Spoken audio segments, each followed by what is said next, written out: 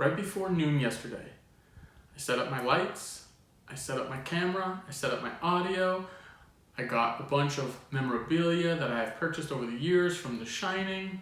At noon, Eastern Standard Time, I sat down and watched the Dr. Sleep trailer for the very first time. And then I watched it again, and again, and again, and again. And that's when I realized I couldn't shoot a reaction to the trailer.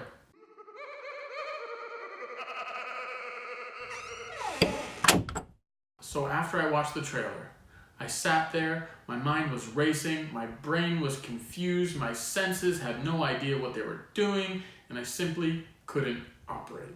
The only things that were working for me were the hairs on my arms and the goosebumps on my flesh. It's moments like these that remind me why I'm so obsessed with film and The Shining. And I'm not just talking about the movie by Stanley Kubrick or the book by Stephen King or the other movie by Mick Garris. Because yes, I love them all. You heard me. I love them all. Even that last one. It's just something I've been obsessed with since day one. The Shining universe is why I listen to the Room 237 podcast, why I have a typewriter, why I have multiple copies of the book, why I have a Spanish version, why I have the VHS tape, why I just eBayed an out-of-print version of Wendy Carlos's The Shining, why I can't stop buying The Shining memorabilia, why I always have to peer into the Awanahi Hotel at Yosemite to see the inspiration for Stanley Kubrick's Overlook Hotel. Why I am so infuriated that I haven't been to the Stanley Hotel in Colorado or the Timberline Lodge in Oregon. Why the feature film I made was about a man who descends into madness. Why my kid has a Grady Twins t-shirt. Why I've taught my kid to say red rum. Why I make tribute videos to The Shining on YouTube. Why I traveled from Boston to LA in my early 20s to pursue a filmmaking career. Why I've been obsessed with horror movies for my entire existence. Like I said before, The Shining is not just a book or a movie. It's a universe. It's a way of life. It's my way of life. I gotta be honest with you, the first time I read Stephen King's Dr. Sleep, I wasn't very happy with it. And the reason I wasn't happy is because I wanted every single chapter and every single scene, every single paragraph to be about Danny Torrance. I did not care about any of the other characters. I didn't care about this little group who shined, and I didn't care about this little girl who shined. I only cared about Danny Torrance and his past. I had to put it down, I had to move it aside, and I had to give myself some time before I could actually read it again.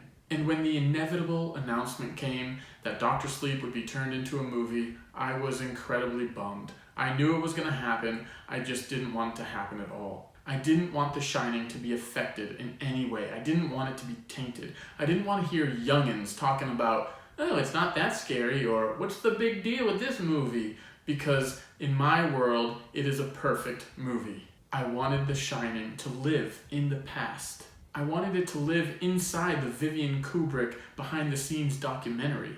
I wanted it to live in my pristine version of cinematic history. And then I saw director Mike Flanagan's trailer for Dr. Sleep. And like I said, I could no longer operate in mind or body. We got to see new versions of the same old Shining all over again. New versions of the Grady twins and that beautiful woman in the bathtub. We got to see the tricycle. We got to see the hallways. We got to see the red rum door. And everything was insanely awesome. And just like that, I was ready for Dr. Sleep to enter the Shining universe once and for all. Not just the book, but the movie as well.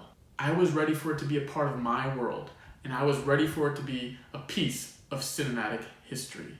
I was not alive when The Shining was written, and I was not alive when The Shining movie came out. But I gotta tell you, I am very much alive for this movie, and I can't freaking wait to be a part of it. For some reason, the closest I ever thought we'd get to being in the Shining world again was from Ready Player One, with that huge The Shining sequence that was absolutely mind-blowingly wonderful. It was such a great homage, it was fun, and it was exciting, and got me right here. But now, this is just something so beyond me that I can't fully grasp yet, and come November, I promise, I'm going to be ready to see this film, but right now, I'm going to have to read the book again. I'm going to have to watch the trailer again. I'm going to have to read every article about this movie. I'm going to have to listen to every single interview about this movie. I'm going to have to do everything I can to be absolutely fully ready for this movie. And when I say I have to, it's not a I want to, it's a I have to, because I can't not do it. It's too important to me. This movie is too important. The Shining universe is too important, and I feel like I am being super melodramatic, ridiculously crazy about this movie right now, but you know what? I can't help it. It's me, and this movie is everything. So be it. So if you were coming here for a trailer reaction, well, in essence, this is a trailer reaction. This is my reaction. It's not really a reaction to the beautiful bedroom in the attic that Danny Torrance is staying at. It's not a reaction to Ewan McGregor and how I think he's perfect for the role. It's not a reaction to all the new characters that we see, although I did kind of say I didn't care about it in the book.